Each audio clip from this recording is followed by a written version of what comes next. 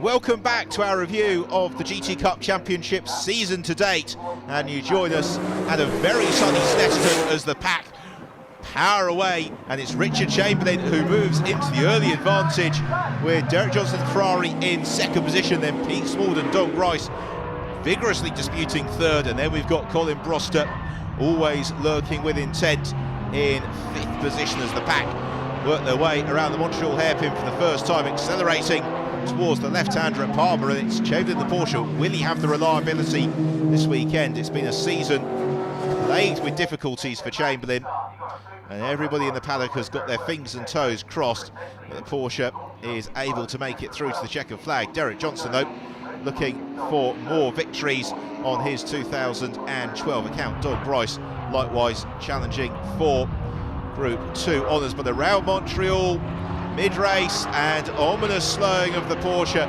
Through went Derek Johnson, and Richard Chamberlain, to the disappointment of everybody at Snetterton, was unfortunately a retirement.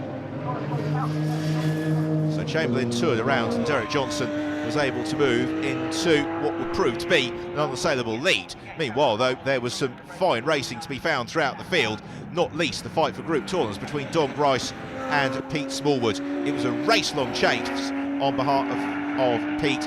Lap upon lap, he closed that gap down, and eventually, in the later stage of the race, he was able to make the move on Don Grice and claim Group 2 victory. But it was a lengthy chase, and one which saw them having to work traffic as they moved past Mark Cow. Powering through, Don Grice at this stage had the advantage from Smallwood. That would change by the flag, which was taken by a delighted Derek Johnson. Another victory for him in 2012. The final race of the weekend, and a very enthusiastic Pete Smallwood looking to try and get the jump from Derek Johnson as the field leapt towards Rich's corner, but the Ferrari was able to poke its nose ahead and then begun to pull out a slight advantage over the chasing Smallwood, and he had got Colin Broster for company. Little did Broster and Smallwood know it then, but this was about to be the race of the season, as the pair of them engaged in what proved to be a thoroughly entertaining and very keenly fought dice over the challenges of the Snetterton 300 circuit. So whilst Johnson built his lead ahead of the pack, it was this fight between Smallwood and Broster which kept everybody entertained. Smallwood had the initial advantage, but before too long, Colin Broster was running in Pete's wheel tracks. As they came around Rich's, Colin was able just to get that better exit speed, drew alongside, he got the inside line for the hairpin at Montreal, and through he went to gain the place. It was a very nicely judged passing manoeuvre, and now it was the turn of Pete Smallwood to try and reclaim the position.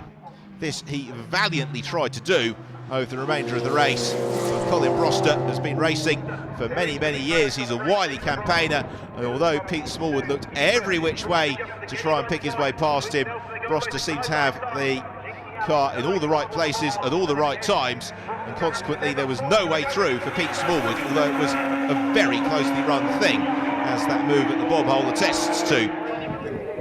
The checkered flag, it was a superb visit to Norfolk from Derek Johnson. Another victory for him, but what about the fight between Broster and Smallwood? Well, Pete Smallwood tried everything into Murray's for the final time. As they sprinted onto the centre straight, Broster just held on by hundredths of a second.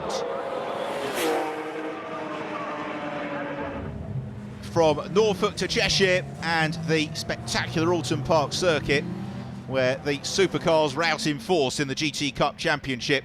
Particularly warm welcome to the championship over the weekend to Jim Geddy in the McLaren and the Audi of Nigel Mustle. It was an awesome and spectacular grid that worked their way around the formation lap behind the pace car, ready for the rolling start.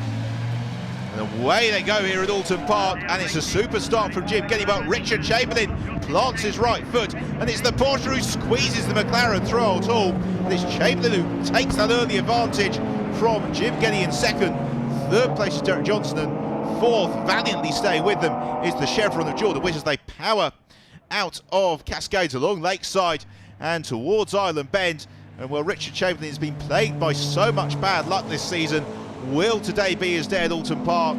And will that Porsche be able to claim its first victory of the year? Well, certainly Jim Geddy in the McLaren would like to think otherwise. Oh, but he has a huge twitch coming out of Shell Oil's corner. He loses the place to Derek Johnson. He does very well to hold on to the car, so it's Johnson, the Ferrari, who climbs up in second. Slipping back to third is Geddy in the McLaren as David Witt chases Peter Rowbottom a little bit lower down the order.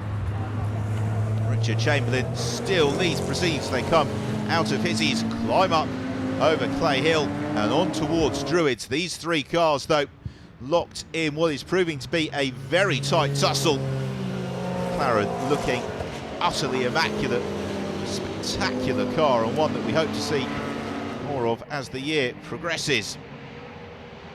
So over the ripples in the surface and into the braking zone for Lodge Corner, Jim Geddy building his pace, biding his time, looking for the right moment to move ahead of the Ferrari of Derek Johnson as they head into Highland Bend once more. Richard Chamberlain still leading the way in the Porsche around Shell Oil's corner, and then accelerating on towards Britain's these three leaders, clear of the rest of the pack, but racing very, very tightly through the chicane.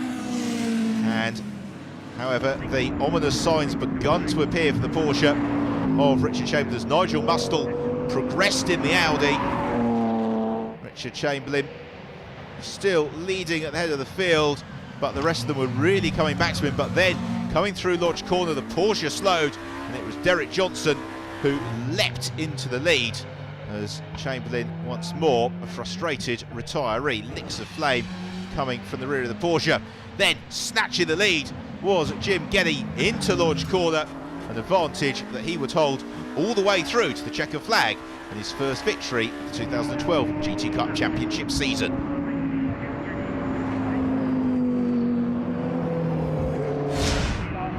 Race 2, and this time round it was a much cleaner start from Jim Geddy, but Chamberlain and Johnson very tight throttle tool for the first time.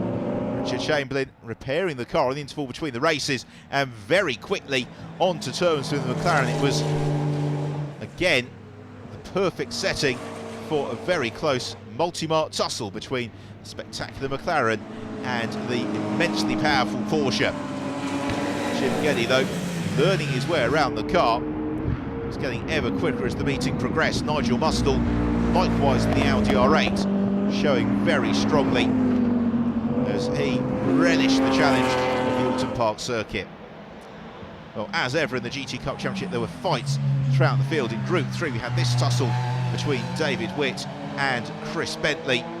Chris, one of the strongest supporters of the championship through the season. He has been racking up the victories in the Group 3 title race, and it puts him in contention for the overall championships. We move to that time of the year.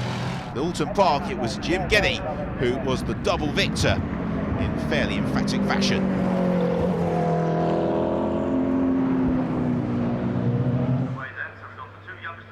Mid-August, and it's back to Brands Hatch, this time on the legendary Grand Prix loop. And we were set for some very tight racing once more as they got underway. It was two of the young guns of the championship, Jordan Witt and Glyn Geddy, taking a turn in Dad's McLaren for the day, who was right up on the tail of the Chevron as they climbed towards Druids for the first time, and Glyn able to find that inside line and squeeze into the early lead, although Jordan Witt then kept his foot in around the outside at Druids as they plunged towards Graham Hill Bend. The Chevron then able to get its nose back ahead of the McLaren. It was then going to be very tight towards Surtees. The fight for third was equally competitive. Kevin Riley and Chris Randall in the Motor and Lotus Europa respectively.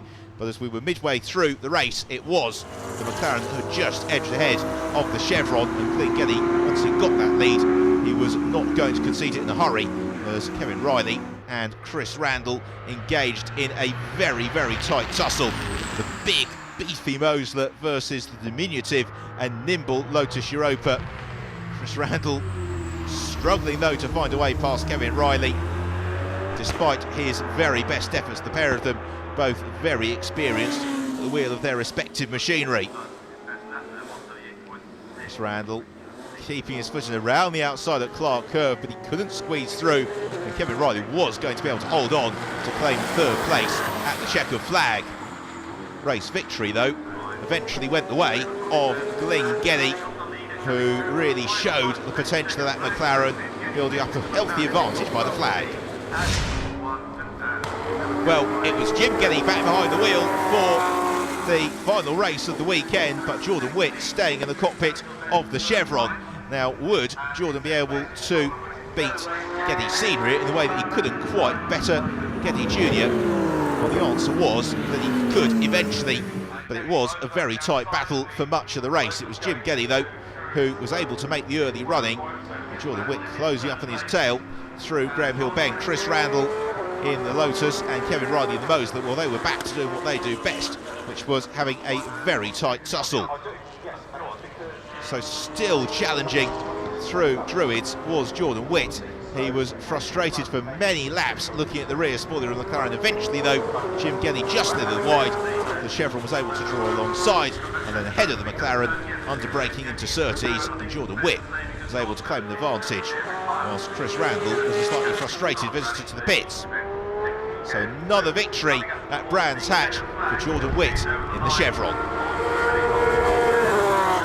As the checkered flag fell at Brands Hatch, we now move to the business end of the season. Just one round to go at Donington Park. In Group 1, it's Derek Johnson who leads the standings from Kevin Riley. In Group 2, Pete Smallwood has been able to pull clear of David Witt and the Wales. But in Group 3, Colin Brosser has just got a 2-point advantage over Chris Bentley. But when you look at the overall championship standings, with 60 points on the table at Donington Park, any one of 5 drivers could realistically claim the 2012 GT Cup Championship title. It is all to play for at Donington Park. We'll be able to see all the action here on Motors TV in a couple of weeks' time.